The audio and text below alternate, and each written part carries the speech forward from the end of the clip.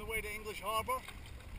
It's about an hour and a half from the hotel, and the weather's much better than it was the other day when I did this about a month ago.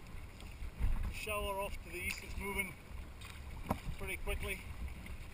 Aside from that, blue skies with 12 knots of wind, so the waves aren't even breaking today.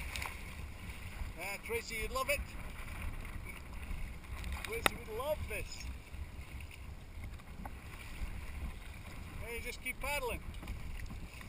I'm not trying to pull the Caribbean Sea anywhere, I'm just trying to create a bit of motion on top of the water, using torso to try and create the action, create the movement.